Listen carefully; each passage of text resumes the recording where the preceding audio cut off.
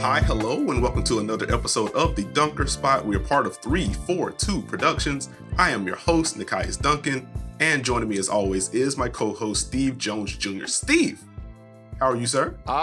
Feeling good, feeling great. Happy to be here, excited to be here. Thank you, Dunkers, for once again embracing your bounce.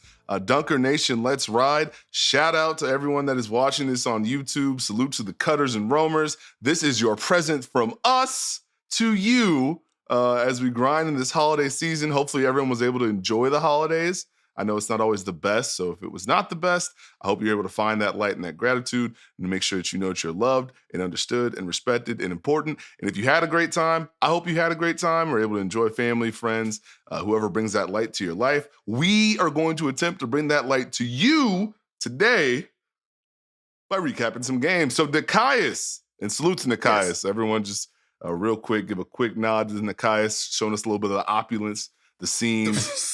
Live from, undisclosed location. I won't put all your business out there, but you see the vibes real quick. Gave us the little mini fro for the new year. You know what I mean? Yeah, it's time. Yeet. This man said yeet. All right. The mini fro simply means I had to scramble to find a barber over the weekend. And so I was like, you know what? Just give me the line. So like when I get to like the regular bar, I can actually get like the full cut, etc. The load management cut? This is the load management. Okay, like, I can't go to undisclosed location, scraggly undisclosed location. By the time you see this, I'll literally be gone. But in Miami was at Heat Sixers last night. We're gonna have some fun talking about that one. But happy holidays to everyone watching / listening. Not gonna rehash everything Steve said. He said a lot better than I did. But let's talk about some basketball games. Let's hoop it up. Real quick, because we are coming off a huge holiday hoop slate. 5 massive contests, a lot of debate, a lot of conversation, and I'm ready to dig into the most important things. Mo Bamba, 18 points off the bench. Chimezie Metu, 23 points and 19 rebounds and 34 minutes off the bench. This is what the Christmas Day slate is all about. Correct. And no other podcast is here to talk about you in earnest about Chimezie Metu and Mo Bamba, which Mo Bamba was a little bit everywhere in that Miami game. Again, we'll get to it. Hitting threes, crashing offensive glass, blocking some shot. He was doing the thing. It was cool to get the Mo Bamba game in a day that Joel Embiid did not participate. So that was a lot of fun. Either way, let's just go 1 through 5. We'll start at the beginning of the slate. We got Bucks Knicks to kick us off. A 129-122 victory for the New York Knicks. Jalen Brunson with 38 points. He had 20 of those in the first half. RJ Barrett with 21 and 6. I think he had 14 in the first quarter. Set the tone early with his transition drives. Julius Randle with 24 and 9. Emmanuel Quickly with 20 points off the bench. Had some crucial buckets in that fourth as Milwaukee was trying to get a run together. On the Bucks side, 32 and 13 for Giannis. Also tossed in 6 assists, a steal and a couple of blocks. Damian Lillard, after a very cold start and overall didn't shoot well from 3, he did finish with 32 points and 8 assists. 24 for Chris Middleton and 12 and 9 off the bench for Bobby Portis. For our first Christmas game of the day, Steve, was there a major theme that popped for you? Theme? My mind goes, because this is like the 4th or 5th time these teams have played this season. So this was the game I was actually excited to really dive into because there's going to be an element of adjustments. And actually, they had just played Saturday. And the Bucks had once again been like, hey, no, you guys can't beat us. We're going to hurt your feelings. Take this and run with it. My mind went to the Knicks making adjustments. And I go back to the start of the game where I think the Bucks' first possession, they just go pick and roll. Hartenstein's at the level, 2 on the ball, pocket pass, late rotation, throw a lob. Oh, we're doing this again. I just watched this on Saturday. All right, man. That's when you start to look at like the garbage bags or the cinnamon rolls. And it's like, all right, dog. Not the cinnamon roll. whatever you get down with, you take a second look at it. But I think the way that the Knicks opened up was so key and so important. The Bucks had, especially against New York, shown aggression against the Knicks movement. And movement is important to this Knicks offense. We're going to talk about Jalen Brunson and Julius Randle. But the key for them is being able to find some tempo, find some flow, play out of the play. And Milwaukee had been physical and had the combination of, okay, we have this drop defense that can protect the paint. We can mix in some activity with Bobby Portis at the level. We have weak side help. We can just kind of bog you down. But I thought the way the Knicks opened up was really important to where, okay, you defended our first set. We run a counter. to be getting an elbow flash, and now Dante's getting a back cut. And it's denial. We run stack or Spain pick and roll with Brook in a drop just to give him a little second of, hey, I need to navigate this for 2 seconds, as opposed to what we saw on Saturday where I'm here. If you get to me, I'm going to block the shot. If you drive on someone else, my man's here. I'm going to block the shot. Jalen Brunson's able to find the space, hesitate, and finish. Julius Randle kind of pushes in transition, drives hard, tries to dunk the rim off the basket. He missed. Yes. But that set the tone. And as you stated, the Knicks end up scoring 72 points in the paint. And I thought that the Knicks were able to really find their way. I thought Jalen Brunson really set the tone. Like, one of his big improvements has been the pull-up three. His first three was what, a minute 30 left in the second quarter? And he just did a great job of working the space against Brook in the drop, making sure to get paint touches, and also testing Milwaukee's, I guess, I don't want to say point of attack defense, but their screen navigation. Hey, okay, you're going to be physical. I know I have this space. You're going to have to fight over. I may not let you get back in front. If you get back in front, I may shift. I may hit you when you get back in front, and now I'm finishing. So he was able to lead the dance that way. On the other end of the floor, I thought the Knicks defense found their rhythm to a degree. It wasn't the most perfect performance, but again, this is a Bucks team that had just really been shooting the ball against them every single time and getting whatever they wanted. We talked about it on our last pod about the 3-point shooting that the Bucks had. Then you mix in, oh yeah, Giannis can just drive.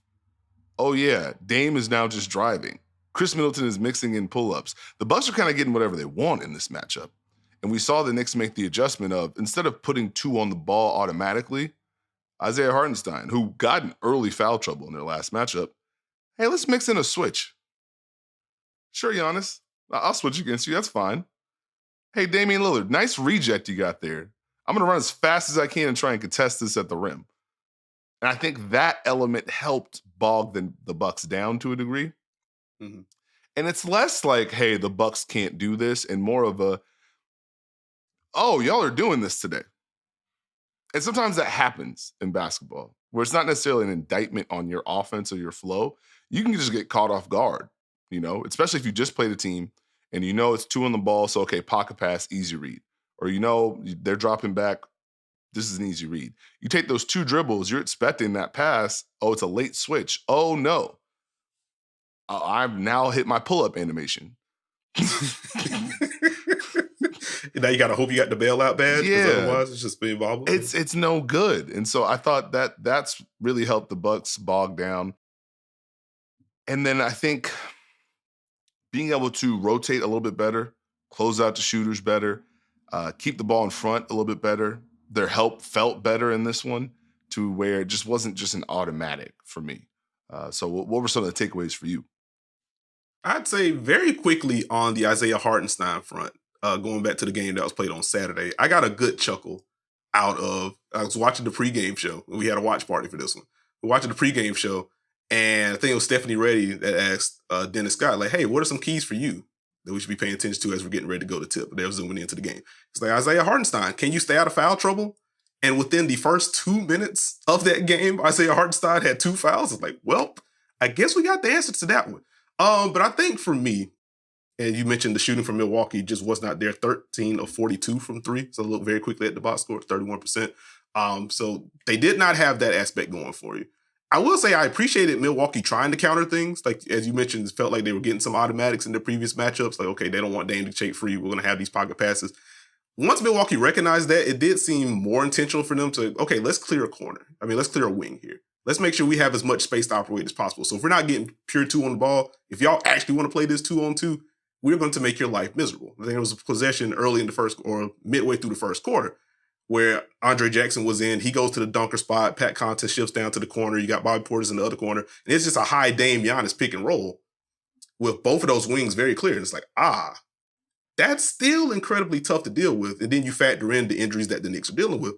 It's like, that's still putting a lot of pressure on them. So I appreciate Milwaukee trying to find some counters, but ultimately New York was able to do enough defensively. And on the other end, One, Jalen Brunson was incredible. I already pointed out the 38 points. But the way that he read and manipulated whatever Milwaukee wanted to do defensively was incredibly fun to watch. Early in the first quarter, oh, this is just a traditional drop again. Let me just get to these floaters. Let me get to these pull-ups. Oh, the screen navigation is bad here. Let me snake this, slow down, keep you on my backside. And now I'm going to see what Brook does. False step, cool, I'm going the other way. And watching Jalen Brunson get into the floater bag, the pull-up bag, the snake, and let me fully extend, draw this shooting foul real quick bag. And it's like, okay, what do you do when he has this kind of craft and this kind of comfort inside the arc? You get Bobby Portis in the game, cool, he's at the level, huh? Early transition possession, let me fake going left. Let me go the other way. Andre Jackson, you are now over here. Bobby Portis, you are also jumping out. And now I'm also getting downhill and I'm finishing something ridiculous at the rim. I just had a ton of fun watching Jalen Brunson. And that's kind of been, as we've talked about this Knicks-Bucks matchup, ahead of the in-season tournament quarterfinals and just throughout the year, that's kind of been the fun about these matchups. Jalen Brunson against the drop primarily, but just Jalen Brunson in space. How well can he navigate it versus how well can Milwaukee keep him from getting comfortable out there? And so it was a lot of fun watching that portion of it. And then just kind of zooming out beyond the half-court stuff. It was another day, and I ended up tweeting this out during the game, but it was another day in which teams just ran all over Milwaukee. And just pulling it up during the game yesterday on Clean the Glass, they track what percentage of possessions are given up in transition versus the half-court, etc. Milwaukee's dead last. They bleed transition attempts. The bit was they were bleeding transition attempts, ranked 30, but in terms of points per possession allowed, they were in the top 10. And on Monday, they gave up a lot of transition opportunities and New York was able to score quite a bit. It was after makes, New York was playing with some tempo, but off of misses in particular, again, RJ Barrett getting downhill very early, had 14 of his 21 in the first quarter. Julius Randle getting downhill. You already mentioned the failed dunk attempt, but Julius Randle just getting downhill. Josh Hart getting some easy ones in transition, or at the very least, putting some pressure on Milwaukee's defense. Emmanuel quickly shaking loose early on. And it just felt like, well, one, that's where it felt like a lot of the points in the paint, you mentioned 72, which is a season high for New York. A lot of it came from transition to early offense, where Milwaukee just could not get set. And I just found myself frustrated watching how it would come out. It's missed shot, look around, hey, why didn't I get that foul call? It is now a 4-on-2 on the other end. And it's just like, we are in December. Like, you still have another half a season to go, a half plus of season to go. But like those little moments, like just grab a body. And if you get a dead ball, say your piece to the ref if you need to. But like those lapses, and in addition to New York just generally playing well, spacing well in transition, making, finding open players. Dante DiVincenzo also shaking loose in transition as well. I just didn't love Milwaukee's transition defense in this one. And so you factor in what RJ, what Julius and Jalen Brunson in particular were able to do in the half court. You mentioned some of the cutting they were able to get to. And then they just got a whole lot of bites at the apple in transition. It didn't feel like a good defensive effort for Milwaukee. And I wasn't a big fan of that one. I'll ask you this real quick. Do you contribute that to New York having a stronger confidence as far as, hey, we're scoring a little bit, our defense is working a little bit more, let's push it a little bit more? Or is this more of an addition to, this has kind of been a bit for Milwaukee all season long, and I'd like to see it change? I think the honest answer is yes. But I think in this one in particular, like it felt like it was probably like 55-45, the bit with Milwaukee. And New York had more room to just push. Because normally you think about New York, even going back to last season, the push unit was really the second unit. To where we get the younger guys in, we get Emmanuel quickly in particular, and now we're just going. But the half-court offense, it was more of a half-court flow with their starters. Let Julius Randle bully people, let Jalen Brunson do his thing. Mitchell Robinson, when he was healthy, getting a bunch of offensive rebounds, keep things together, et cetera, et cetera. It just felt like everyone was playing with some tempo with New York in the game on Monday. So that's where I was just like, Milwaukee can't get to the point to where everyone feels comfortable pushing early because they feel like they get some good stuff against you. Like, we have enough questions generally about what Milwaukee's point of attack defense is going to be. Andre Jackson needs more rep. Marshawn Beauchamp needs more reps, but he's been solid. Malik Beasley has been tossed on virtually everyone this season among the perimeter room. He's trying his best, but there's just a level of screen navigation, lateral quickness that he doesn't have to defend top-tier matchups. Whenever Jalen Brunson got the Dame matchup, it just felt like he got takeover, so that part wasn't particularly the one from Milwaukee either.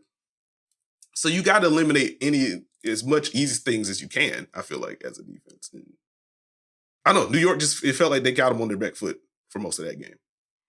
I guess for me, it's funny you mentioned Jalen Brunson with takeover against just Dame. I think it's just the Bucks as a concept.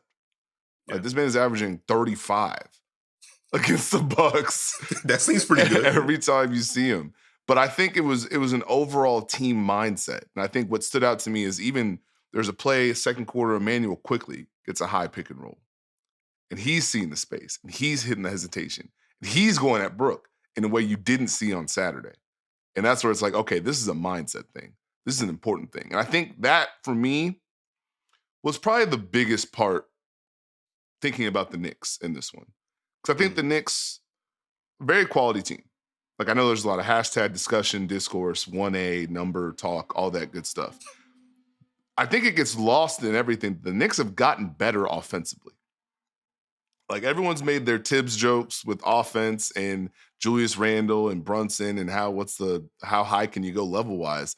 They're pretty good at scoring the ball. It's not always the prettiest, but their offense has felt more consistent than we've seen it in the past. And it's actually the defense that's lagging a little bit behind. I think this has been a really important stretch of basketball for the Knicks. And I think this is one of those stretches where you understand or you find out who you are as a team and what you can achieve. And so one of my bigger takeaways for the Knicks in this one was just the fact that, we can make adjustments. Because you know what's funny, Nekias? What's up? They were only 8 of 26 from 3 in this one, which is actually worse than the 9 of 29 they shot on Saturday. And it's only their second win of the season when they make 10 or less threes. And so sometimes you just have to find a way to find how to win. What can you do to make it work? And I think in a playoff setting, a team like the Knicks, they may not come with the most overpowering A, B, and C, right? That's no disrespect. So Knicks fans, please don't do that to me. What I'm saying is they can say, okay, we can do this to you specifically.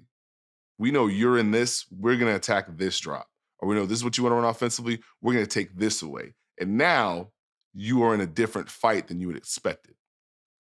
And so that's one of those things where I'm intrigued with how they handle it because, again, they've played Milwaukee, Boston, Toronto, at Utah, at Phoenix, at LA, at the Lakers, at Brooklyn. 2 games this Milwaukee. You still got OKC, Orlando, Indiana, and Minnesota are your next 4. So if you can survive this stretch, feeling a little bit more elevated about where you're going, now you take that success belief and you take off that way. On the contrary, or did you have any thoughts on the Knicks? Sorry. Oh, no. You're good. I was just going to quickly remark you called that man Jalen Brunson. That's kind of tough, but it's okay. Continue. My fault. On the flip side with the Bucks, how did you feel about this performance? Is it a lingering issue for you with the Bucks? Because I know a lot of talk of, hey, what's up with the defense? What does the offense do? Is it just this? My thoughts in my head went to, can the Bucks find a way to elevate themselves in a night where it's not a perfect world? And it's not particularly just defensively, you know? There are going to be nights where their defense isn't very good. Their offense makes up for it. We've seen them kind of prove that part of the formula. What happens when the offense is a little bit off? Can you turn the volume up defensively to where, okay, let's sustain this part of it? Can you get your defense to a space where you can lean on it just a little bit? Offensively, do you lean on pace and tempo? Do you kind of go into execution? I feel like these are those kind of moments where you feel that, okay, what do we run? Or are we just going to, I don't want to say out talent. I think if you say out talent, that means you're not running anything or trying anything. It's more of like a quick shot thing for me with Milwaukee. When they're off, it feels like they try and swing for the fences to get their way back in it. And, okay, let me take this pull up, or let me ISO go one-on-one. Let me break this set off. Or we're in transition. Hey, we have a chance to get a quick one. And now you don't. Now they are able to push on the other end. So do you have a confidence level in Milwaukee to be able to, okay, can we just establish a higher base? Because we're very good offensively. We can hit certain notes defensively. We can make it really tough on you. But when we kind of get hit, can we now figure it out? I hope that makes sense. No, I understand where you're coming from. Like, I think first, defensively, that's where I kind of appreciate, though the results haven't really been there. I think that's fair. But that's where I do kind of appreciate the experimentation we've seen from Milwaukee's defense this year. It's important for them to get reps in different areas. Like, this was another game in which they went to the zone. Like, okay, New York's doing some things. Let's see if we can just bog them down a little bit and see if we were able to counter push from there. And so, like, I appreciate them at least attempting to find some answers there. I think from a personnel perspective, like, there does seem to be a ceiling, at least in the perimeter room right now. And I wonder, as we get ready to enter the new year in a few days and as we get closer and closer to the trade deadline, do they swing for someone that they can just toss in and say, okay, we feel better about being able to switch more now because we have this guy in tow. Or we feel better about the drop if it's still going to be our base because we have this guy now, versus asking Dame to do his best, Malik Beasley to do his best, Andre Jackson to do his best while staying out of foul trouble, etc. And so, like, I think the defense is going to be more of a personnel deal, but they are at least trying to find answers. They have been trying to find answers all year long defensively in terms of throwing different looks out there. Offensively, I think it's interesting because I think to a certain degree, you made the Dame swing so you can just out-talent, for lack of a better way to phrase it, your way out of some of these ruts. And I think we've seen that pop up with some of Milwaukee's clutch time numbers in particular. Like, okay, we probably shouldn't be in a dogfight with this team. We do have Dame, though, and we can do that. We do have Giannis. And as the years gone on, their chemistry together has flown. And now it's like, okay, we have these two that we can put in action together. Y'all have fun with this. I do wonder what the next level for them is. Like, it was interesting in this one, I think 17 offensive rebounds. Like, Pat Connaughton just came off the bench, just started flying in for extra bites at it.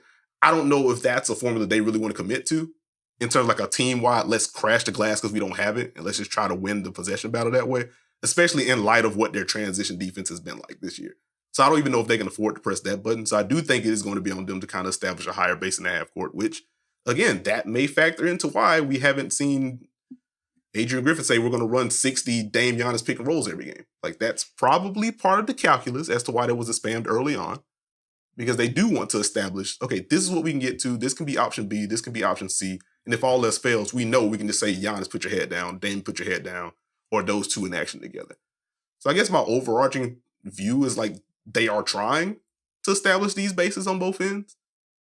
Again, I think there may be a move that needs to be made to just beef up the defensive floor for them. But I'm not in like red flag mode with Milwaukee yet, I guess, to answer your question. No, I mean, it's fair. It's a delicate balance as to where you're trying to establish who you are, what you're very good at. You look at the high ceiling players they have, that complicates things a little bit, comes a little bit of expectations. I think it would be a disservice to the team to just spam that action, as much as people like to see it, as much as it can put pressure on teams. You also put yourself in a position where there's more film on this. So if I'm sitting there and I'm an opposing coach, I can pick apart a little bit of this. What can I do to alter the rhythm of this? What can I do to take this away? And now, do you have other things behind it? The funny part is, Milwaukee actually finished the first half with some great actions to where, you know, I think it was Brook and Giannis setting a double drag for Damian Lillard with an empty side. Giannis rolls, Brook pops to the wing, the corner's empty, and I was like, oh, you guys can tap those buttons.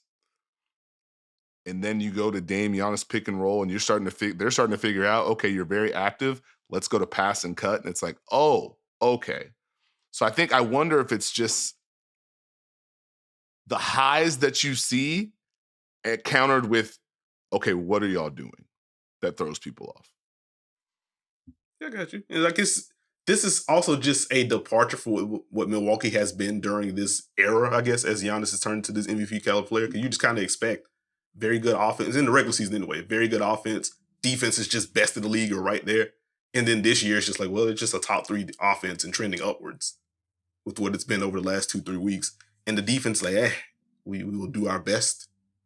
We all right when Dame and Giannis when Giannis and Brook are on the floor together.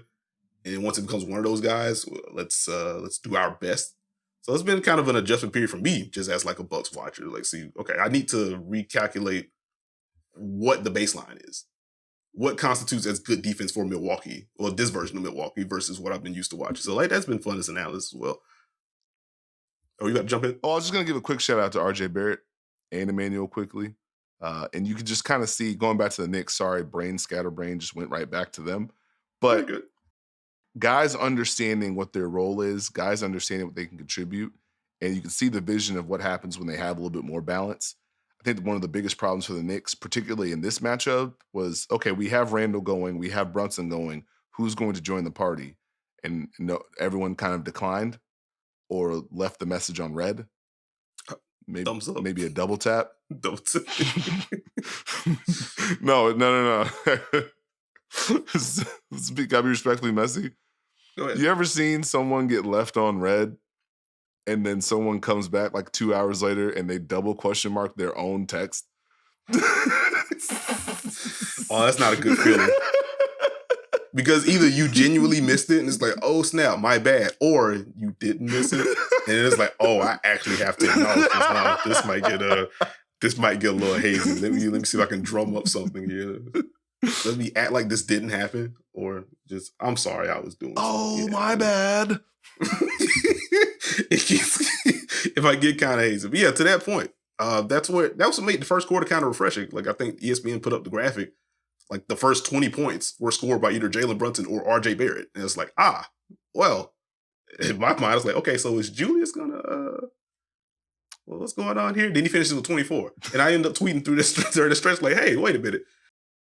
Keep an eye on the Julius post-ups or ISOs against Giannis. I feel like he's the one dude that can just like move Giannis. And it's such a weird thing. Like he can just get to that short jumper whenever he wants to. Or some of those push shots. They don't always go in. Like I think at the time I tweeted, I made the note. Like he's 3 of 9 right now. So I'm not saying Randall is like beasting Giannis, etc.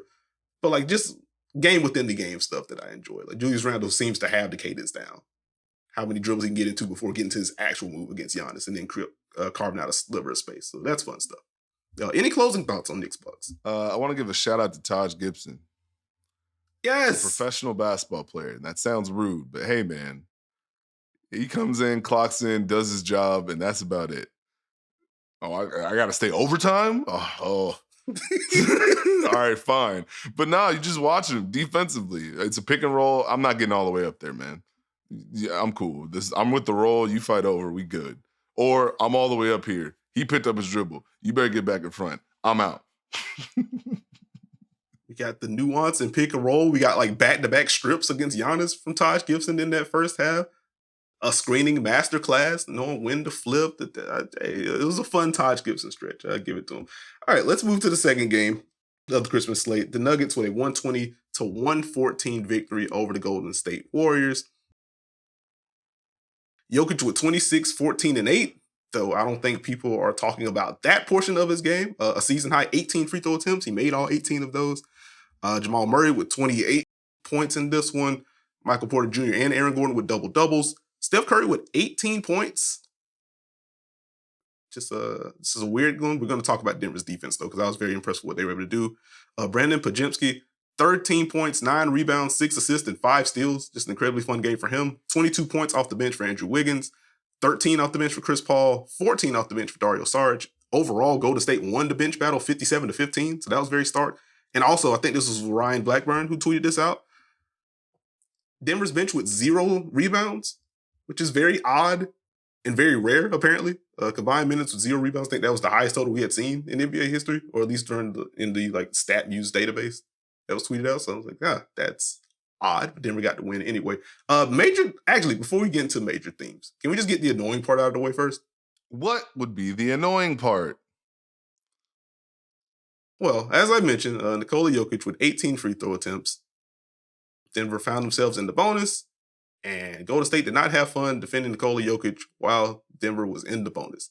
And Steve Kerr, after the game, Steve Kerr just makes the comments like he hates that defense has been legislated out of the games. And if I was a fan, I wouldn't have wanted to watch the second half of this game. It was disgusting. Said it was disgusting twice in his post-game comments when talking about that. So are we just in the bad place with how defense is reffed? Did anything pop for you while watching that game where it's like, okay, this feels like a little bit much? or just what were your general takeaways on like how the game was called before we dig into what happened in the game? You know, that ain't me. I don't give a darn about that conversation. There's too much good basketball stuff that happens. It doesn't bother me. For me, I thought it was a larger conversation that was not directed at Nikola Jokic. This is just an opportunity for him to talk about it. Because Nikola Jokic is not the free throw guy. He is not. Matter of fact, he may average more scrapes and cuts on his arms than free throw attempts. And we'll never know. We will never know. So did you have any takeaways before I continue about how the game was officiated or what happened with the contact? Because for me, it felt like, hey, we are a team that needs to sustain defense. We are a team that has to scramble activity-wise. We are a team that struggles to keep the ball in front sometimes. And because we struggle to keep the ball in front sometimes, we end up fouling. And if we foul too many times, guess what happens? They keep going to the free throw line. And if they know they can go to the free throw line, they will now sell calls. And if they are selling calls, we are in double trouble because it's just a loop. That's what I took away from it. Not another freeway exit to Jokic and Embiid talk. Like, no, stop doing that. Do something else. There we go. I think that sums it up nicely for me. Like, I think it was just a broader point that he was making. And I guess going back to a conversation we had last year, as we talked in the offseason about the points of emphasis that the NBA were going to have, et cetera. And it did feel like refs were letting more defensive contact go. And then naturally, like by the time we hit January, it had reverted back to what we had saw the year before. It was like, okay, well, this is neat. That's cool. So like, I do think generally there's a middle ground to be found between how much off-ball contact and even on-ball when defending drives, like how much can be allowed before it turns into foul territory. But I also, like going back to last week, I was basically defending Joel Embiid as he dropped his 50 against Minnesota. It's like, well, no, like, he gets fouled because he's good at seeking contact and he knows the rules, but also he's like, and the broader point is he's an insane scorer. So you kind of have to play him tightly or he would just butter you or pepper you with jumpers and then get to the rim anyway. Like you can't guard him is the issue. And because he also has a firm understanding of what the rules are and is really good at reading bodies and things like that, you also cannot guard him. Like that's what makes him so difficult to deal with. So I'm just like, no, like foul drawing is a skill. I have watched enough players try to rip throughs, try the up and unders, try to lean in after pump fakes, and just flail and miss to recognize, not everyone can do that. Like, there is an element of some stars get calls, the other guys don't. But generally, stars are better at finding that stuff and getting defenders off balance. Defenders are naturally more off balance against better players. So, like, it's another loop, I guess. It's like chicken or the egg. Like, are they getting the calls because they're gaming the system, or are they gaming the system because they're being defended a certain way? And now they are countering how they're being defended. So, like, that's really my contribution to it. Like, watching the game live and clipping the game live, like, I didn't notice anything. Like, it didn't feel egregious. Like, there were more stoppages, but it didn't feel like, holy crap, what are these refs calling? At least for me on first watch. Now, maybe I go back through and it's just like, okay, well, maybe this was a little bit soft. I didn't like this one, et cetera, et cetera. But like, I didn't feel an overarching, like, this game sucks to watch.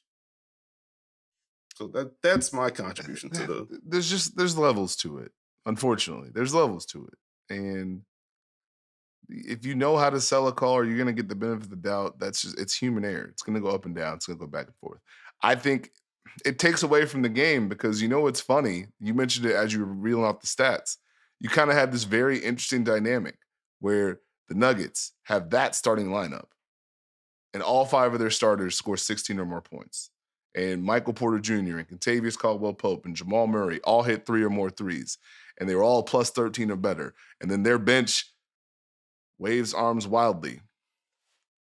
And then you had the Warriors, who did a whole bunch of good things in this game and put themselves in a position to win this game. And it was just the day where, Stephen Curry and Klay Thompson shot 10 of 33 from the field. Yeah, I quickly raised my hand. What's up? I don't even know if this Klay... I guess this is like a tier below Respectfully Messy. Oh, no. So what's the thing with Steph on Christmas? What's the bit? What is the bit? I don't get it. What do you mean? It just seems like... It just seems like the averages on Christmas Day are not what you would expect from someone of his caliber. Like the actual answer is just like who he's facing, how he's defending, and then just shot randomness. Like that's the real bit, but like I want to have some fun with it. Oh, okay. It's just odd that that was one of those. But actually, if I could quickly use that as a segue to talk about Denver's defense, because I had a lot of fun watching it. Oh, okay. Like I think either the box score or the highlights, you quickly point to like some of the Michael Porter Jr. blocks in this one, which some on-ball blocks. He got the chase down on Clay as he was coming off in action. That was fun. He got one in the corner late in the game. Really appreciate his effort. But overall, like what they did to Steph, like mixing in their usual Jokic is at the level, played him more aggressively. We got some full-blown traps from Jokic in this one. And then they started peppering in some switches. I was like, wait a minute. I'm glad I understand you got to try this, but you just switched Jokic out 30 feet from the basket. What's going on here? Scramming Jokic out of there, it being able to navigate and rotate behind that. Kentavious Caldwell-Pope was just in Steph's jersey. So that was a lot of fun to watch. And it continues one of the more underrated defensive seasons in the league this year of what KCP's been able to do. They just felt locked in for most of that game. That didn't mean Golden State didn't score. Like I was looking at I looked up some of the second spectrum numbers yesterday. It's like, okay, this defense on Steph felt really good. Let me peep where they end up on like the Steph pick and rolls this year. Just over 1.1 points per possession on trips featuring a Steph pick and roll. And it's like, well, makes sense because the ball did swing. They were able to find some cuts and stuff from there. But they did a really good job of taking Steph away, or more accurately, taking Steph out of rhythm. And I think that contributed to the off shooting from Steph. And so naturally, you just can't take everything away. Like Steph didn't shoot well, Clay didn't shoot well, but like Golden State was still able to find stuff. And then you bring Andrew Wiggins off the bench, and particularly late in that game, it's just, oh, cool. You have Jamal Murray on Andrew Wiggins, and y'all have been, sending all this attention to Steph and stuff. How about we just skip all of that? Well, let's just run something early with Steph, and then let's just dump it to Andrew Wiggins. You get downhill, y'all have fun with that. It's just like, oh, that's a nice luxury to have as Andrew Wiggins continues to play pretty well since moving to the bench. I want to quickly note that. But no, overall, I think even if you zoom out with that, I think Denver takes Golden State is spamming Andrew Wiggins post-ups versus, holy crap, Steph's running around again. Oh no, they're running pick and roll, and now it's a stagger for Clay, and we got to deal with that too. Going back to your point, heading into the Christmas matchups, where you asked, like, can Golden State hit the notes to where Jokic is at the level, he drops back, and now you got to get back up to the level. Can you take advantage of him making those multiple efforts? Can you create some things out of that? And it felt like, particularly late in that game, Golden State really couldn't tap that button as much as they had been in the past. So, like, I was just really impressed with what Denver was able to do defensively. I'm glad you mentioned Denver's defense. And for me, they're showcasing or trying to attempt to display a little bit of scheme versatility to a degree, or at least as much as they can provide. And that's no disrespect there. But you mentioned, hey, we're going to be up in pick and roll against Steph Curry. There was a possession in the first quarter, like around the 3:25 mark. I think Steph Curry comes off, the right side is empty. Jokic is at the level. There's 2 on the ball. Jamal Murray is locked in with nail help, right? Mm-hmm. And so Steph Curry is driving towards the middle. Dario Saric dives. Jamal Murray takes his nail help and just goes with Saric, which is, if you know rotations, an insane rotation. But it took away the roll while you still had 2 on the ball. Now, it did open up Andrew Wiggins wide open for 3, but I think that was very much this is the poison we are going to take. You now have to make us take this and make us adjust.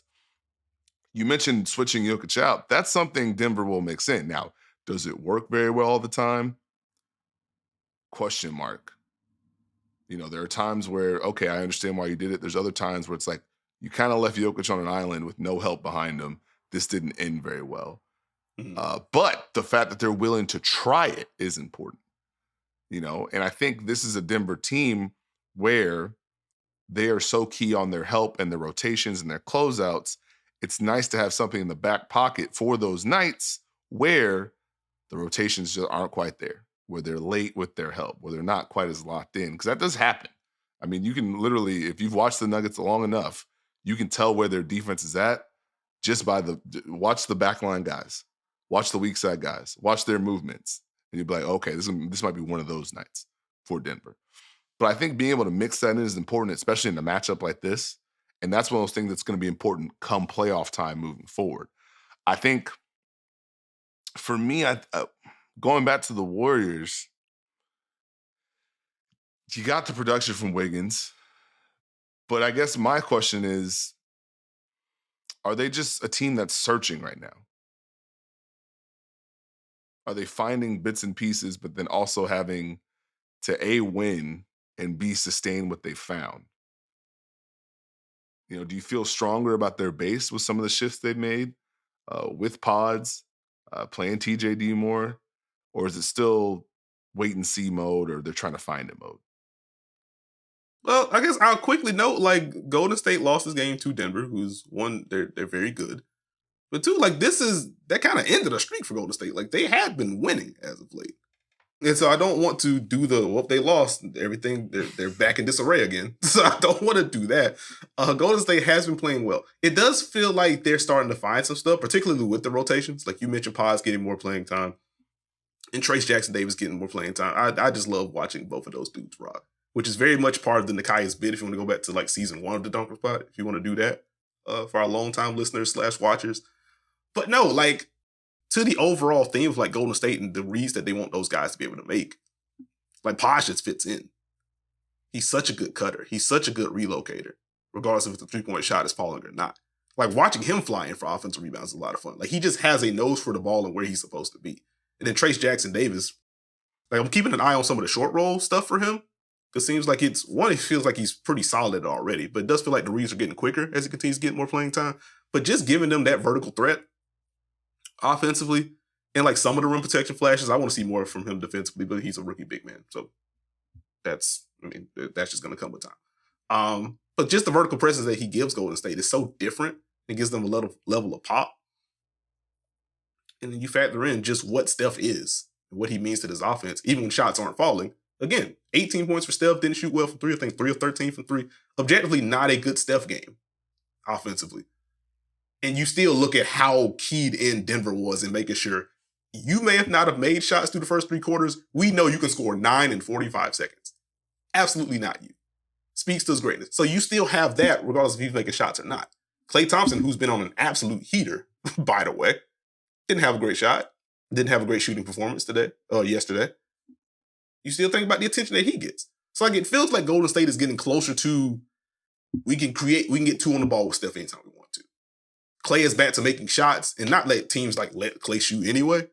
But now he's had this extended run of he's back to making shots. We can't do that either. We have 2 guys in the offense by virtue of their movement and their shooting gravity when their space to where we can open things up. And now Pods can make plays in the intermediate area. Trace can make plays in the intermediate area. You bring other guys, Jonathan Kuminga, who's also been playing pretty well.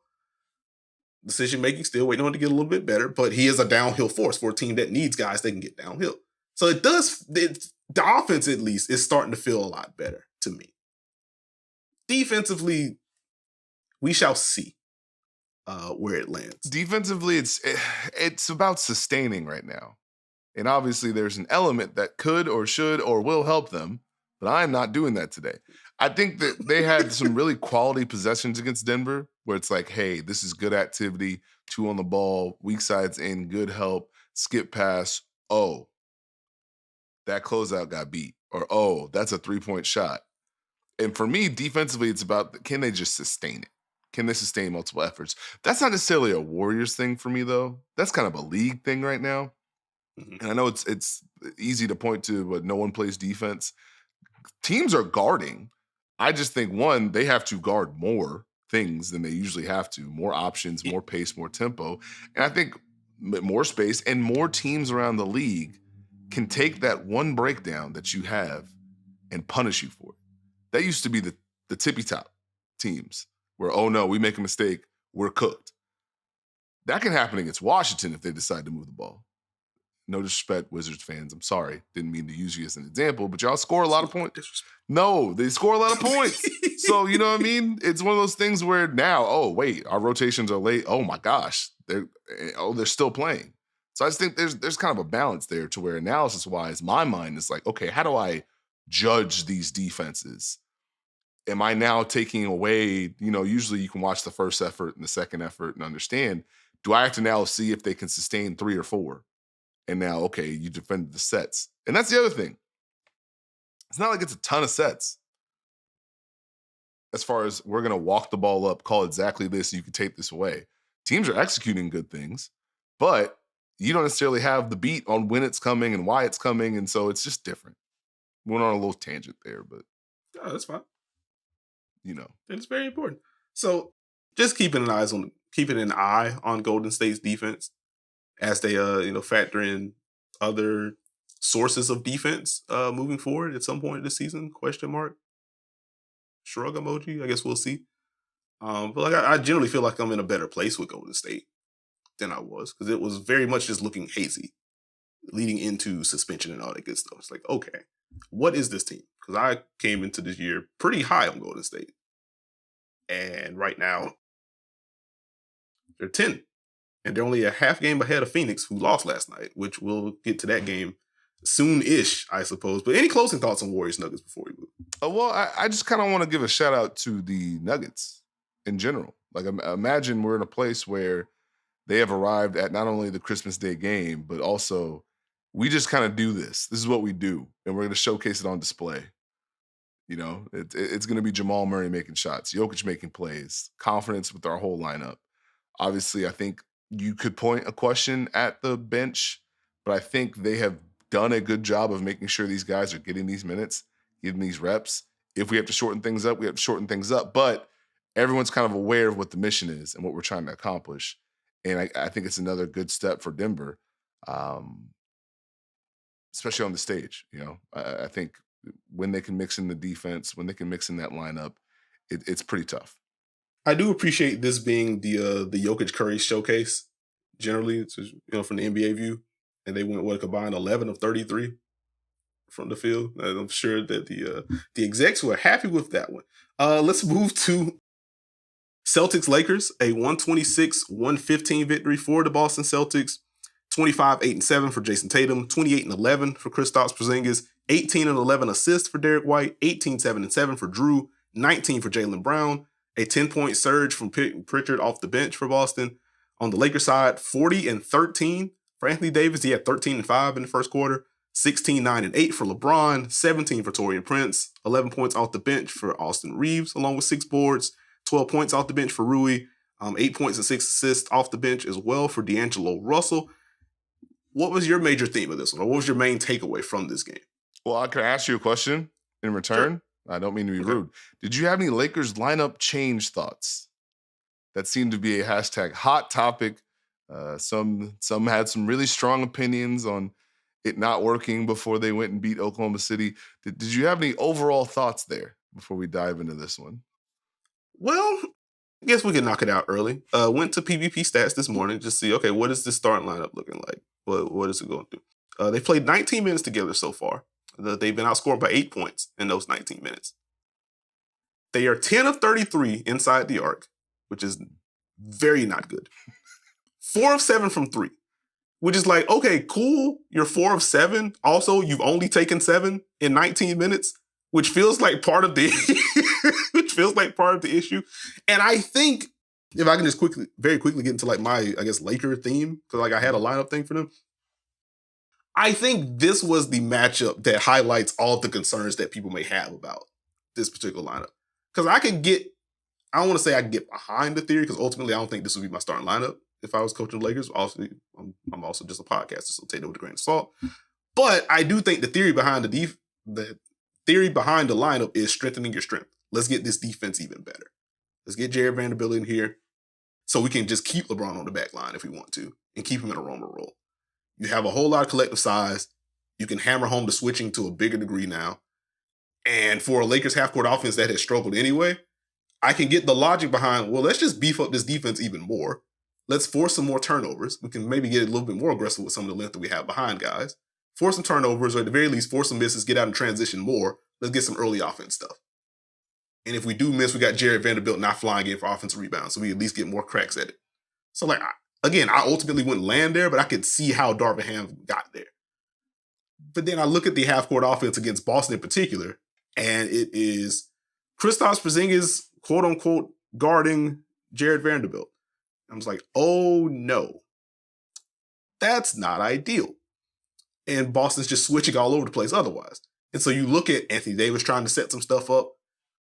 They may run a pick and roll with LeBron. He may get a smaller guy on him. I think it was Drew Holiday that got LeBron assignment. All right, cool. We got Drew and AD. Drew's an incredible defender, but AD is bigger. Neat. 2 dribbles for AD. You think you're going to get something good? He picks up the ball, gathers, he turns. Here's Kristaps Porzingis in his face. And it's like, oh, not ideal. Not ideal at all. And then you think about who the kickouts are too. If Cam Reddish got a kick out, it's like, all right, cool. Shoot it, brother. That's fine. If Jaren Beldevic caught it on the perimeter, all right, cool. Do something about it, bud. That's neat. And even Taurean Prince, who has just had the most roller coaster season of a shooter this year, even then the ball swings to him, and I'm not seeing hard closeouts to Taurean Prince. And it's like, that's a lot of pressure on LeBron James and Anthony Davis to carry the offensive load anyway. And then you factor in they can't get the easy ones inside, or at the very least through 19 minutes, very small sample. Through 19 minutes, they haven't been able to get the easy ones in the half court yet. It's tough for me. Like, I do think generally 19 minutes is too small of a sample size to just completely say we're never doing this again. But like Boston kind of highlighted all of the issues with what they're doing with that lineup. But not everyone's Boston. That's true. I will throw that out there. So here's my thing. You nailed a lot of what I was going to say. More size, more length, get more stops, run, get the defense going, play off LeBron and AD. Now, here's the thing. When we want to talk about spacing and shooting and not being able to get the easy looks, was any team going to allow LeBron James and Anthony Davis to get the easy looks anyways? They were not. Yeah, no. So no, you don't want to exacerbate the problem, but it's not like I walk in on a game plan. It's like, well, this is easier. We can now double LeBron. You know? They're going to try to do that anyway. So here's my thing. It's for me, one thing that stood out was, especially in the OKC game, we're going to play through Anthony Davis a little bit more. We're going to do a little bit more delay action. We're going to do a little bit more dribble handoffs. We have to generate a little bit more movement in the half court because we don't have the built-in scorer that we had in the lineup or the built-in shooter that we had in the lineup. And yes, it's a little reductive and going backwards, but sometimes as a team, if you go backwards, it may take you forwards. Your starting lineup, your best lineup may not be your best 5 players. And for me, in my mind, honestly, when you said 19 minutes, that stood out to me. That's over 2 games, right? Mm-hmm. Which tells me, hey, this is a start, but now we are going to blend into all the other things that we want to do. And if we can get a good defensive start from this lineup, this unit, mix it back in with another run, but get everyone else going at the same time, now we have a different kind of tempo and flow. That's just where my brain goes. And that might just be, hey, either I got hit too many times in the head or I did way too many #coach things, but that's where my mind went. Reeves and Rui being the first subs is interesting. Rui getting off to a good start is another thing. Back to this game. And actually it ties in because I feel like the worst part of this lineup change was the 2 matchups that they chose to go ahead and employ this with. OKC and Boston. And as you mentioned, Boston did not want to cooperate at all. And this is the second game in a row for the Boston Celtics where they have decided to take, hey, this is fun what you guys do offensively. How much fun are you guys going to have if we just go ahead and tilt these matchups? So I go back to the Clipper game over the weekend. And the Clippers obviously had been rolling. They had no Kawhi, but hey, we're feeling good about ourselves. We're finding our rhythm. James Harden pick and roll play. Paul George, we got it. Hey, here's Jason Tatum on Zubac. Here's Al Horford on Terrence Mann. Hey, all that Zubac, it's a switch now. So, hey, Terrence Mann, why don't you come up here? Oh, y'all don't have the same pick and roll chemistry. Oh, you figured it out a little bit. Here's another switch. Good luck, buddy. You mentioned it. You mentioned against the Lakers. Hey, here's Jason Tatum on Anthony Davis. Mm-hmm. Here's Porzingis on Vanderbilt.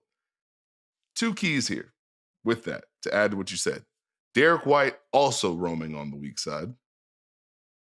Drew Holiday on LeBron was key because of his not just ball pressure, but I can navigate screens very, very well. And so even if you guys want to make the adjustment to have Vanderbilt screen, I can do just enough to stay attached to where Porzingis just has to stay back there. He'll be fine. Mm-hmm. And now that Vanderbilt has rolled, guess where Kristaps Porzingis is? In the paint. In the paint, exactly where he wants to be. And if you want to mix in these switches, or you want to say, hey, Rui, come and screen, you got Jalen Brown, let's mix it up a little bit. Fine, I'll switch that. Mm-hmm. I'm still Drew Holiday. and so that's where I think, it gets interesting. The other thing is that Celtics starting group is so good. It's so good. I know it's very easy to take some of Boston's late game struggles and look at it and tie it back to it's kind of always this. And I understand that. I don't want to take that away from anyone. But we got to remember they don't get in those scenarios sometimes because that unit is very strong, very hard to defend. Once they get you in rotation, you got a lot of things that you have to operate with. And you got a lot of different lineups you could deal with. And Porzingis just adds such a different dynamic for them because whatever you felt comfortable with, okay, pick and roll, let's do a late switch if you're the Lakers, or let's just switch it. Oh, he popped. Oh, he shot that. Oh, that's Drew Holiday operating with the ball. He faked the handoff, went right to a pull-up. Oh, like it's just the timing of when they kind of hit those. Hey, we're pretty good. Yeah, it's a very reductive point for me anyway, but like the fact that Boston can just hit you with 5, 6, or 7 different players to just have a wave for you is insane. Like it's 25 for Jason Tatum. You feel the stat sheet. Like it didn't feel like a great scoring game for him. And it didn't matter. Because Jalen Brown could just get downhill or sprinkle in pull-ups. Or Derek White could hit timely threes or get downhill. Or Kristaps can mix in pops and also post-ups in which he remains one of, if not the most effective post threat in the NBA.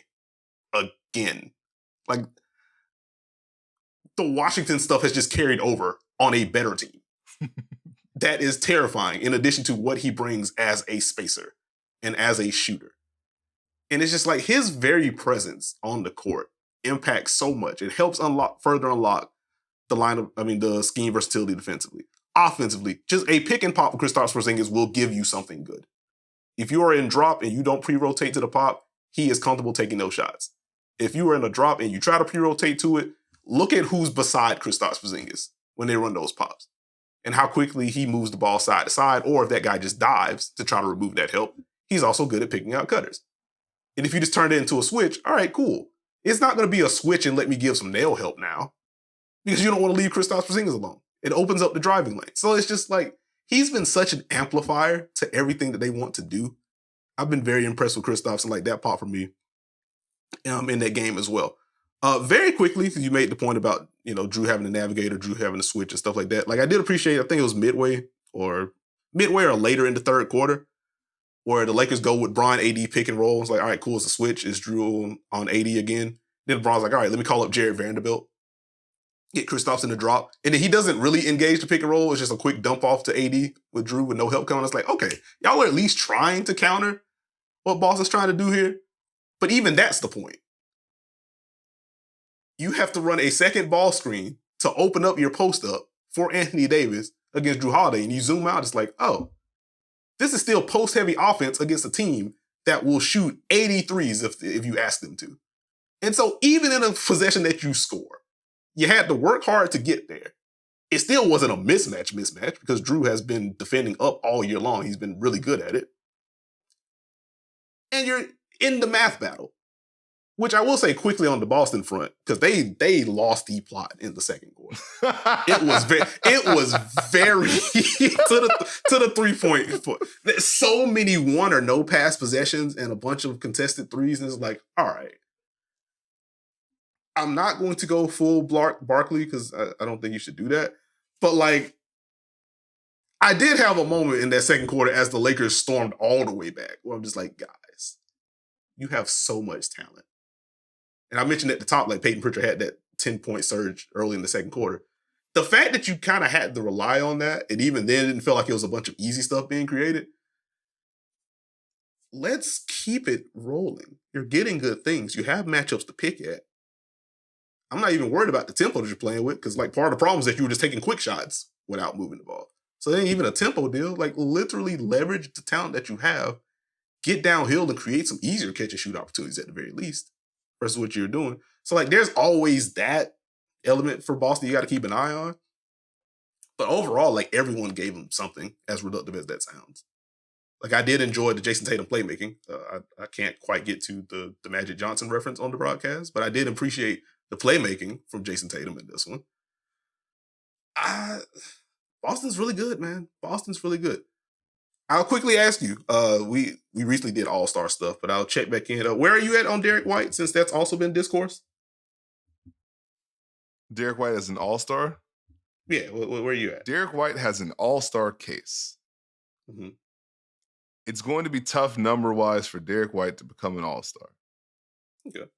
And the only reason I say that, it's not because Cam Thomas is playing very well.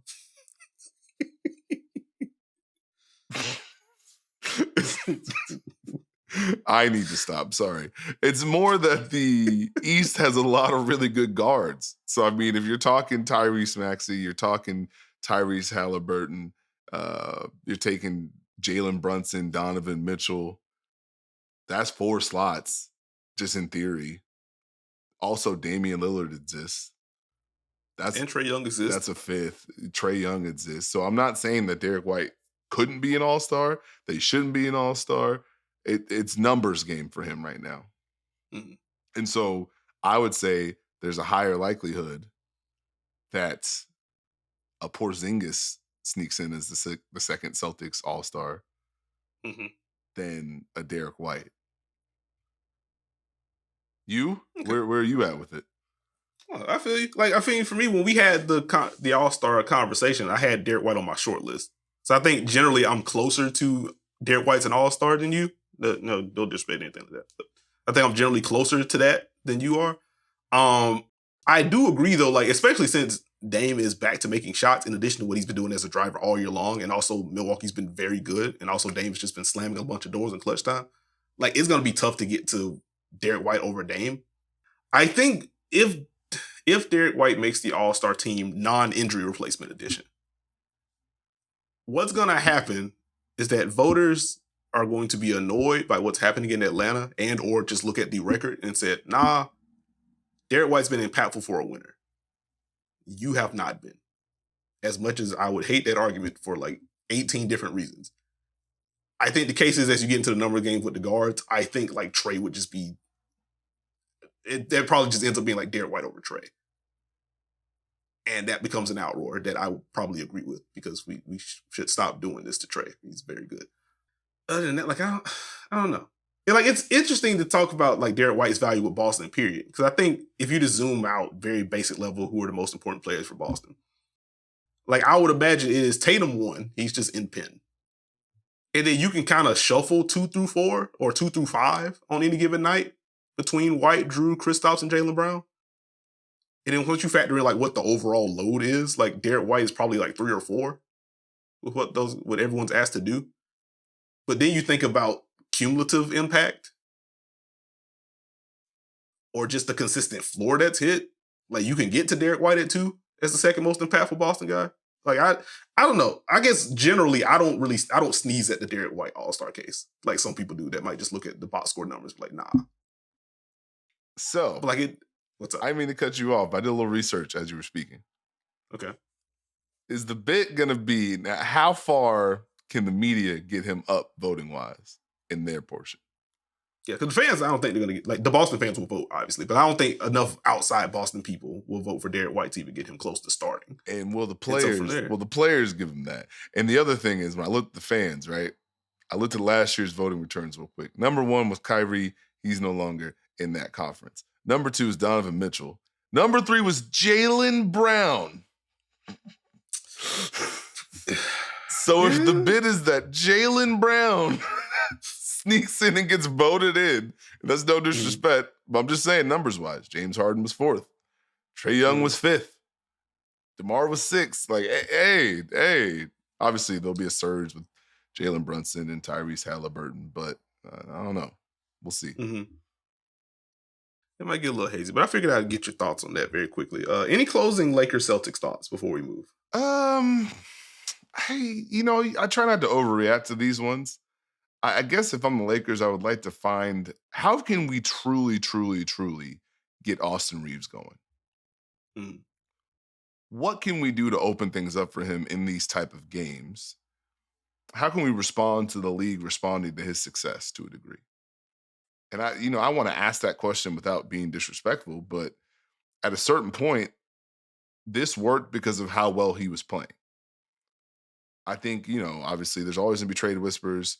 I think to a degree, you can get D'Angelo Russell to a certain space no matter where he comes off the bench. You know what I mean? Mm-hmm. So can you get Austin Reeves going? What is your best closing lineup is far more important to me than who starts. And so can you get to a space where that's in a better place? I guess it's just, can you refine your base? I think it's obvious you want to use size and length and use your defense to get out and run. You've got Anthony Davis playing at a very, very high level, which feels like a very big win for the Lakers. But now can you find enough around it to where our defense is this, our rotations are that, this is our package, this is going to be tough to deal with in the playoffs. That feels like the formula to me. So they've got to march towards that. But it's the Lakers, so the conversation is going to ebb and flow. Yeah. As it does. But that is what you sign up for when you are the Los Angeles Lakers. Okay. Let's move to the game I was blessed to be at. Very cool. The Miami Heat defeating the Philadelphia 76ers 119-113. No Joel Embiid, no Jimmy Butler. Also just a lot of other injuries for Miami, to the point where Caleb Martin gets hurt early in the game, and we see RJ Hampton play significant minutes in this one. Kind of speaks to the bench that, like, no Josh Richardson, no Haywood Highsmith. So Miami had to dig a little bit deeper in their bench than they anticipated, but 6-point win nonetheless. Jaime Jaquez Jr. with 31 and 10 and 2 steals to boot. Very fun basketball game for him. We'll get more into it, obviously.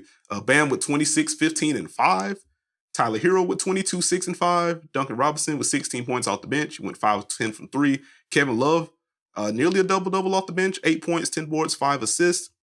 Not a fun game for Tyrese Maxey. Only 12 points and 5 assists. Went 3 of 12 inside the arc and 1 of 8 outside of it. Also went 3 of 6 from the free throw line. Very odd at the end of that game, with the Sixers getting to the line, the arena just being completely irate with some of the calls Philly was getting in the fourth quarter.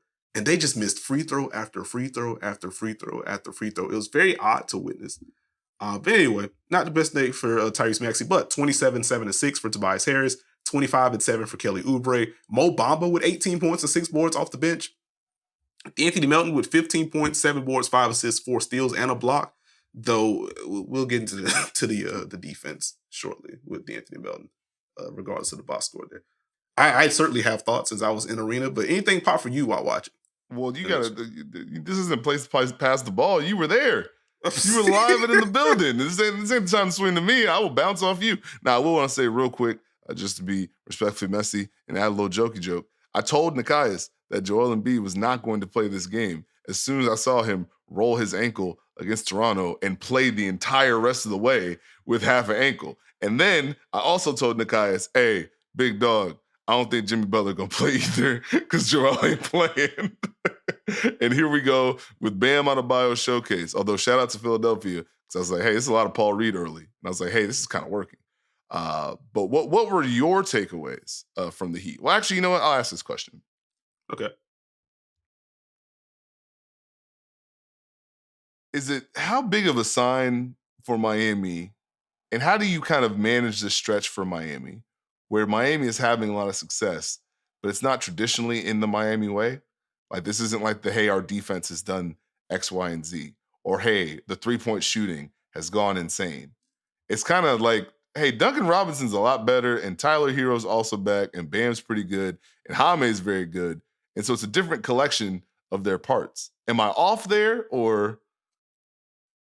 No, I don't think you're off. I think for me, and funny enough, I was talking to my guy, Giancarlo Navas of Miami Heat Beat alumni right here. But anyway, did he pay you I was for talking that? to him at the game yesterday. Huh? Did he pay you for that? No. Oh, okay. He should, though. No, I'm just kidding. But I was talking to him about this yesterday. And, like, it's such an odd feeling Heat year. And it also brings me back to, like, a Cooper Moorhead tweet from a while ago, where he was just like, okay, so these guys haven't played, but these guys are playing, and now they're filling this role. But it was a very convoluted tweet. I was like, yeah, so this sounds like the Heat, because they're once again doing the mix and match thing with all the injuries that they're dealing with. And so it's like encouraging, but also with Miami, I guess, is be the way that I frame it.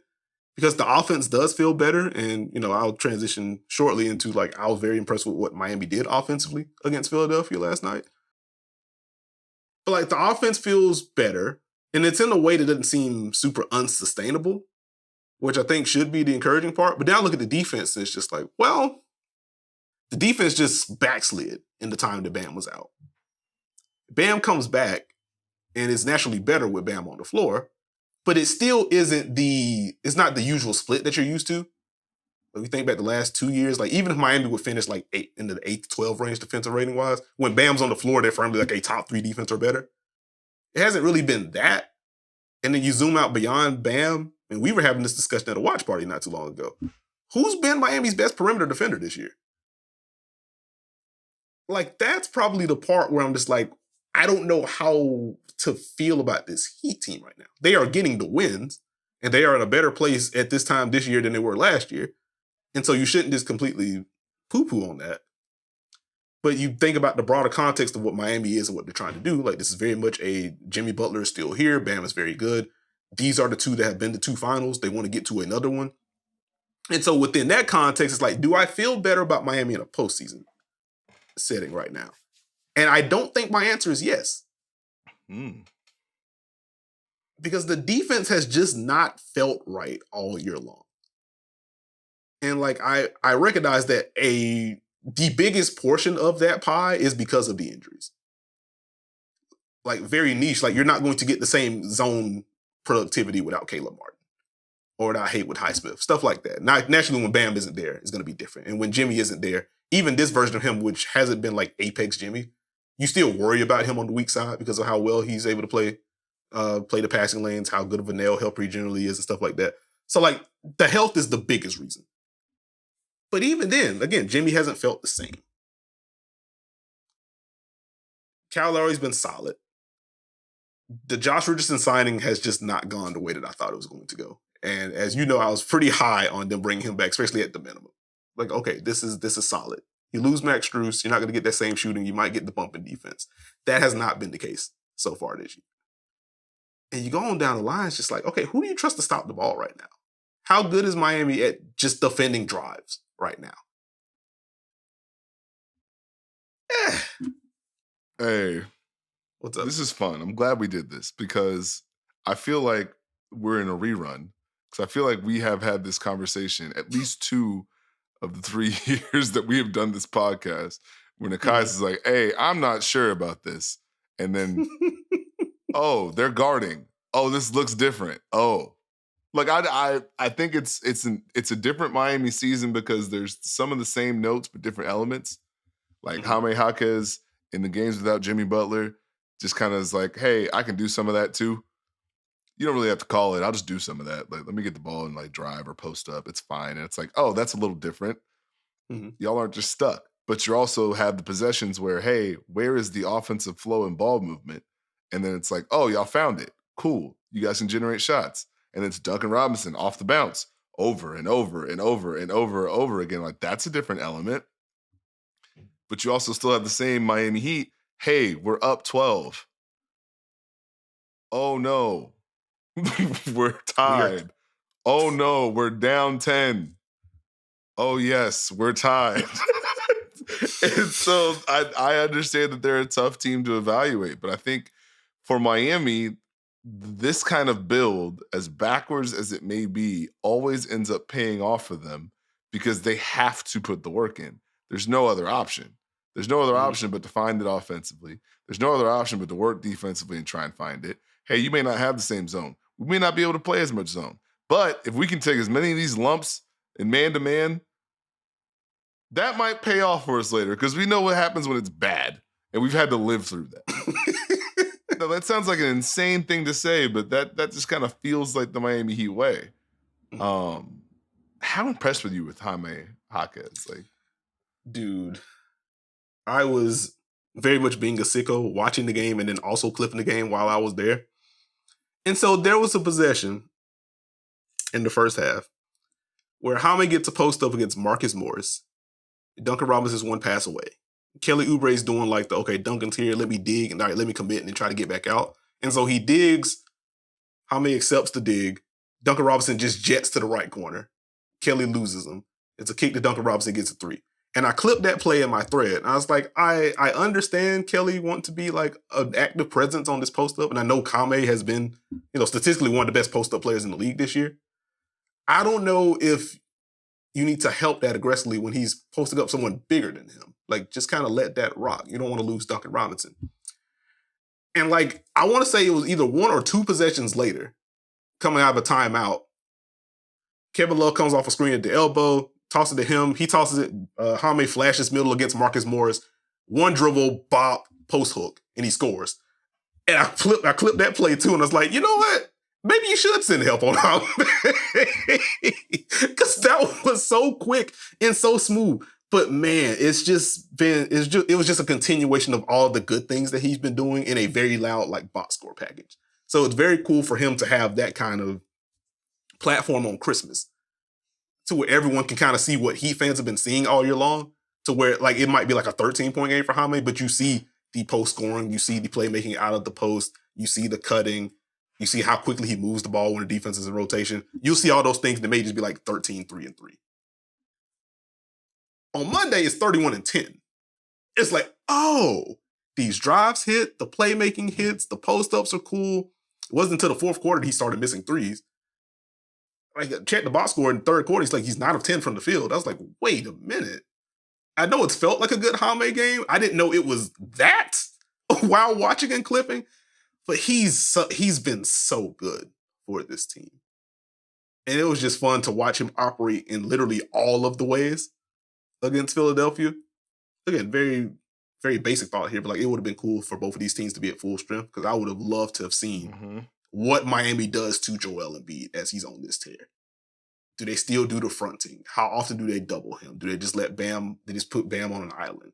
Do we see any cross-matching and then bring immediate doubles? Like, what were they going to do there? And, just to rope it back into the Jaime conversation, if Joel Embiid is in the paint, instead of like Paul Reed or Mo Bamba, how aggressive are those drives? I don't think, based on what we've seen from Jaime this year, he wouldn't have been afraid to drive at Joel Embiid. I don't know if that would have went well, but I at least would have liked to see him get some reps. So, okay, he's driving against an elite rim protector. Does the craft improve? Is it going to be a whole bunch of pump fakes and passing it out?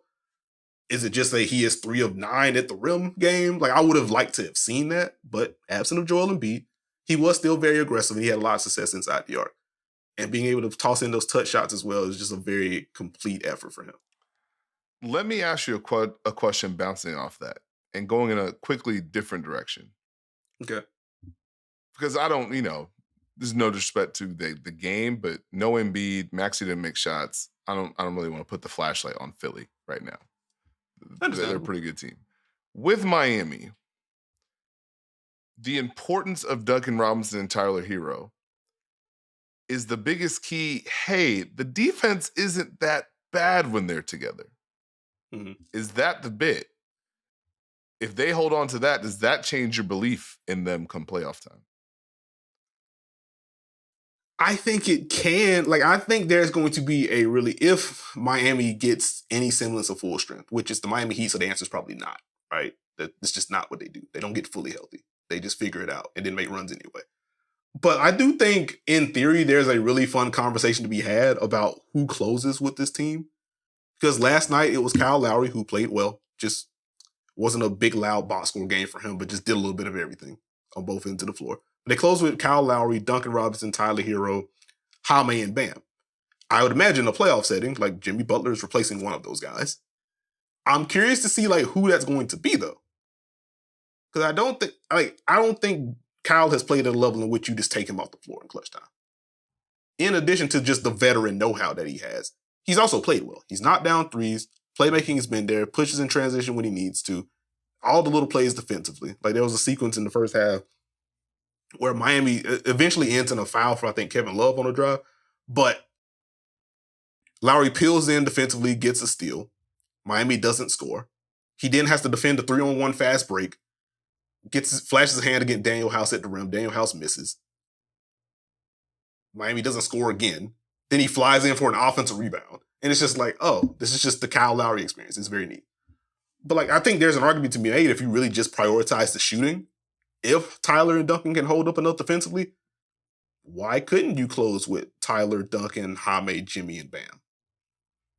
And you just maximize the spacing. And you also just have, really, you have 5 threats that you're probably comfortable with scoring the ball. And if it's a switch-all situation, Jaime has showed you enough on the box that, okay, I can post up against someone if that's what you want me to do. Jimmy Butler can absolutely press the mismatch hunting bag.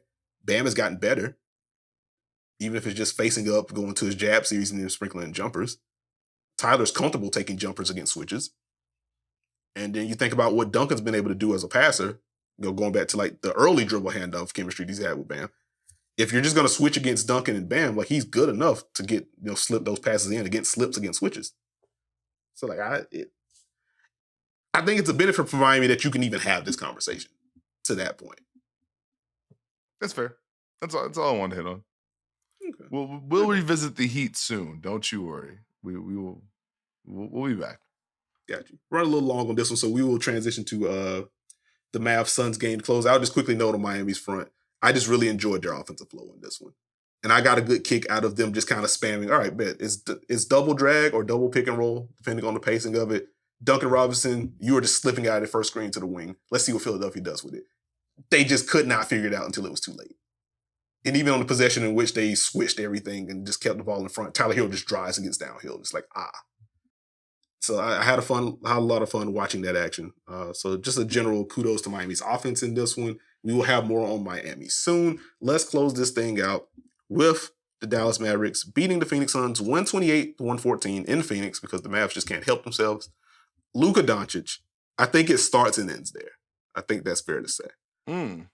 50 points, 6 boards, 15 assists, 4 steals, 3 blocks, 7 stocks for Luka, in which he says, I got to at least be all defense second team. I don't know about that one, friend. However, I will say it once again on this podcast, I have enjoyed the defensive effort from Luka Doncic this year. I think it has certainly perked up for him. I certainly can't get to all defense, but it has been better. And I think the NBA watching community at large, and especially Mavericks fans, have been waiting for maybe not 7 stock Luka, but just consistent effort Luka with the size and smarts that he has. So that's been encouraging. But second player ever with 50 points and 15 assists is what I saw in a tweet. James Harden did so December 31st of 2016 in that 2016-2017 season. First player since Bernard King in 1984 to drop 50 on Christmas. So that was fun. Luka just ripped Phoenix to shreds, man. Before I even get into any of the other box score stuff, it was just a masterful effort for him. Phoenix tried the blitz, did not matter. Luka strung it out or just beat it anyway. You try to switch against him, he's having fun picking at matchups. You got to send help anywhere, and he's able to freeze the back line or freeze guys as he's going downhill. He's opening up lobs. Then he's sprinkling. He made 8 threes in the game as well. There just was not an answer for him. Actually, I'll ask you a very quick question on the Luka front. Kind of independent of this game, but this game kind of highlights how unstoppable he is when he gets going. What is the best coverage? There's none. That's the point. And I'm glad it took a 50-point game on Christmas for y'all to finally listen to what I've been trying to tell y'all for the last few years. He hits every scheme. I've literally said it on this pod. There's a YouTube breakdown on this very channel. If you're watching on YouTube where you can click and talk about it, you can hear those words come in my mouth. That's what makes Luka very good. It shouldn't take 50 points on Christmas for y'all to figure it out. He can poke at all of your schemes. That's why Dallas is always in this spot. Phoenix tried to cycle through everything. That's the bit. Hey, you want to put 2 on the ball? Fantastic. I can see over. And I have a lob threat that I also trust on the short roll in Derek Lively. You want to play drop? I'm just going to engage the defense and hit you with a late lob or freeze your weak side help at any point in time and throw it to another defender. Hey, Phoenix, it's really cool you want to put Drew Eubanks on Derek Jones Jr. You also have guards that you don't want to guard me. So I'm going to go ahead and find ways to get matchups against them and put you in the same boat. And now, if you have to show help or you want to double, I will find who's open. Also, I'll score. And I'll score enough to make you also just want to not let me do anything defensively. Think about it. There was one play, I remember it distinctly. Phoenix had decided, hey, we're going to go ahead and just switch this. and we're going to go switch and double. The only problem is Derek Lively is so good at slipping out that you have to go over the screen. So you go 2 on the ball. Now you're running down there to switch. And now it's like, oh yeah, I'm supposed to come double and kick him out. You're running back up to double. And guess who's wide open? Derek Lively, because Luka's been looking at you the whole time. Like, what are you doing, bud? Like, which way are you trying to go? What are you trying to attack? How are you trying to get going? Hey, you want to put 2 on the ball? That's fine. I can find the skip pass because you're going to have to help on this roll and we can play out of it. And that's the Luka's the starter for this Dallas team that understands where the shots are going to come from and what their roles are. You know, I don't even know if we're going to dive into it too much, but the starting lineup change. The production from Dante Exum, the production from Derek Jones Jr., because, hey, this is what you have to do. Space the floor, knock down some shots, drive some closeouts. We have a formula for a player that works in this system next to Luka because of the pressure that he puts on teams. That's the fun of it. Like, I don't think it, like, as you listed out, like, it's not, you're not reinventing the wheel. Like, make plays against tilted defenses. Knock down open shots when necessary, drive when you have to, move the ball if you don't have it. But because Luka draws so much attention, all those things hurt differently. Because you're allocating so much defensive capital to stopping Luka and slowing him down. It hurts when, like, you go back to, I think, the Laker game, and Dante Exum is just hitting threes all over the place. It's like, well, shoot, man. What are we supposed to do with this? Or you try to take away Luka, and here's Tim Hardaway Jr. bombing away from 3. Or you put 2 to the ball. Yeah, surely a rookie center isn't going to hurt us. And now it's Derek Lively not only dunking on you, but now also making quick short roll reads. It's like, oh, not only is he doing that against us now, you zoom out, big picture. Holy crap, this rookie is getting reps in the short roll. And we're going to have to deal with Luka for however long he's here. We are now accelerating his favorite big man. It's a growing process. If it looks like this in December, what are these short roll reads going to look like in March if we keep putting 2 to the ball on him? And then you factor Kyrie going to eventually be back. Oh no. We got to worry about Luka and also Kyrie doing all the scoring/shooting things, and Tim Hardaway Jr. can knock down shots, and Dante Exum can pass and cut and drive, and he's also a very willing screener. So, like, even if we want to hide someone on him, he's very good at just feeding mismatches to Luka, and he can also do short roll things because he can see the floor well. Derek Jones Jr. continues to hit threes. We will see, but he continues to hit threes. Dallas just ain't fun to deal with.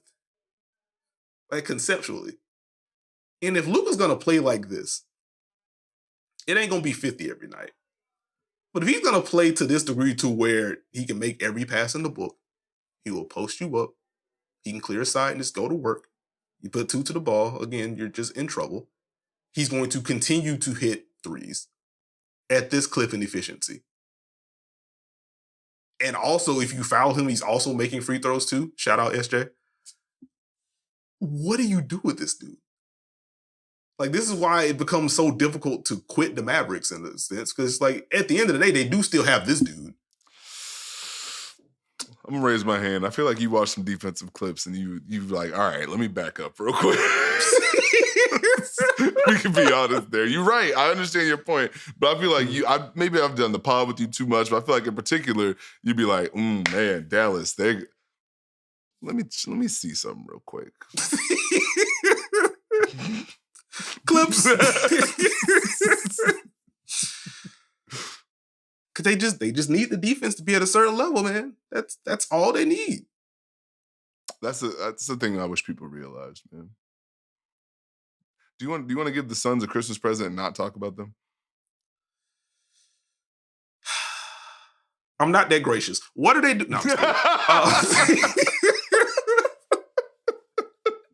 I will just, like, there is entire, like, lineup construction / roster construction / I'm not even going to touch the KD stuff because, like, breaking at 11, great player is frustrated by team not playing great. I don't care about that being a point, just to be frank about it. I will ask, though, which is kind of loosely related to, like, the lineup roster construction bit. Are you at all worried about the shot profile of Devin Booker and KD? Like, them two together? Because we've talked a lot about like the benefits of how you can space those two alongside each other and make life easier for one another, et cetera, et cetera. As the injuries have happened and like the double teams have increased, it feels like that part has been hit because like, all right, cool. It's a Devin Booker ISO. Kevin Durant's one pass away. You double Booker. You rotate the Kevin Durant. And then the next pass is Nasir Little. And it's like, oh, well, what does this mean exactly? And then just kind of going back to really what I wanted to hit on, the shot profile in particular, it's been very mid-range heavy for Devin Booker. Which not the worst thing in the world because he's one of the best mid-range scorers on the planet. Like he hasn't hit them at the same clip this year, so it feels worse. And even in this game in which Devin Booker wasn't a world beater offensively, Kevin Durant can hit shots. I think they combined for 7 3-point attempts. And that was where I was like, okay, wait. If your two best players and at minimum 2 of your 3 best shooters, because Grayson Allen just shot the letter off the ball, he's been shooting well all year long. But if your 2 best shooters aren't even getting shots up from behind the arc, like what does that do for your overall offense? It just further increases the threshold they have to hit as mid-range scorers and inside the arc scorers to really make that work, like from a math perspective. And so like I was just wanting to quickly toss that to you. Like, is that just me galaxy braining it, or is that something worth monitoring? Like, what types of shots are being generated for them as opposed to them amplifying each other and helping everyone else? I wouldn't say it's galaxy braining it. For me, it's like who's going to create the shots for them? Yeah. Unless it's Devin Booker gets 2 on the ball and you can get the swings to Kevin Durant, that's where it gets tricky. But we did see that when they played the Knicks, where it was like, okay, we're going to put 2 on the ball against Devin Booker. We're going to show help. Oh, that's right. KD gets the last swing from the 3. And KD had like a stretch where he hit 3 or 4 in a row. So I'm not totally concerned. I think my issue for me is Devin Booker shooting 42% from mid-range on 6 attempts a night. Kevin Durant shooting 40% from mid-range on 7.2 attempts. That's not normally what they do. So now if they get back to making buckets in the mid-range, does it look different? Does it feel different? I don't think it changes what is going to happen for Phoenix because I don't think a defense is like, yeah, we're totally fine with Devin Booker and KD shooting shots right now, at least. Mm-hmm. And I think they can make enough shots to make you feel like, okay, we need to change this up a little bit. Or we don't believe in these guys. We're still going to send help and double. I think for me, for Phoenix, it's you've got to get your defense to a position to where it can be functional. And offensively, you've got to be able to continue to generate good looks. Not just threes, but hey, can we get some drives? Can we get back to cutting? Can we punish these defenses who are now, still putting pressure on these guys? Like they're always going to be guys who generate pressure from defenses. But if you're not able to take advantage of that consistently, how much value does that have? And now are they going to force the issue with some of these shots? And I say force the issue, like they're not Kevin Durant and Devin Booker, and that's not what they do. There are worse things to get. You know what I mean? Are they going to hunt a couple more that maybe they wouldn't have looked to get? And does that impact the offense even more? Okay. I got you. I figured I'd float that one out there. As far as like a broader Phoenix conversation, like this team isn't healthy enough for me to. I guess that's also part of the point. Like that's the downside to. Downside seems strong, but you know what I mean. Like that's the other side of the coin of making the Bradley Beal trade. Because you have now pushed all of your chips in. And if Bill isn't there, like you no longer have, it's whatever you have on your bench. And because of what KD's making, what Booker's making, what Bill is making, they send all the picks out the door, et cetera, et cetera. Like, threshold, like, it's not like they can just add a mid-level exception guy. And so, like, this is kind of the downside. You hope they stay healthy because otherwise you have to rely on everyone else. Like, I do think there's room for, these guys have to step up in different roles. This is something that can help them in March, April, May. But it may just look funky right now. So, like, I think that's important to keep in mind for, like, the Phoenix Suns watchers in here. Like, it may not feel great now. These reps may matter as the team gets healthier, and now you can just count on these guys to fill in roles when they're in their more ideal roles versus what they're being asked to do right now. But as far as, like, broad Phoenix's done takes or KD's eventually going to act, like, I'm not there, and I don't particularly have interest in having that conversation. I think that's way too far on December 26th. So there's that. Quickly add the box score stuff since I just kind of stopped at Luka dropping 50 and 15, rightfully so. Derek Lively with 20 and 10. Derek Jones Jr. with 23 points, went 3 of 8 from 3. Tim Hardaway Jr. with 18 points. Devin Booker had 20 points and 10 assists, 5 of 10 inside the arc, 1 of 4 outside of it. Kevin Durant with 16, 8, and 7. Grayson Allen with 32 points. He went 8 of 17 from 3. And as Steve mentioned earlier in the pod, Chimezie Metu with 23 and 19 off the bench. Any closing thoughts for Suns Mavs before we head out of here? No. Okay, that'll do it. Pretty fun slate. I'll just say very quickly on the overall Christmas front, I'm glad that we didn't just have like a Christmas blowout at any point. Like, I do appreciate that all 5 games were at least reasonably competitive. We didn't have the pure wealth. I guess it's time to open presents game. Or, well, let me get this Christmas dinner prepared because someone's up 28 early in the third quarter, something like that. So I'm glad we didn't have that. We did just have like 5 solid basketball games and incredible performances in like all of them. So I just appreciate that as a basketball fan. Hey, give about 5-7 years. You're going to appreciate them blowouts. Oh, look, tended to the future little Nikki dunks. Like, all right, threshold, please. Okay. Anyway, we've gone longer than usual on this one, so I think we will save the free throws and get into some mailbag stuff on the next episode. Reminder that was going to be audio only. Just the first episode every week, every Tuesday is on the YouTube channel. So if you want to rock with us, head on over to the audio version. Thank you for listening to / watching this episode of The Dunker Spot. Subscribe if you haven't already. Apple, Spotify, Google, Stitcher, Podbean, wherever you get your podcasts, you can find us.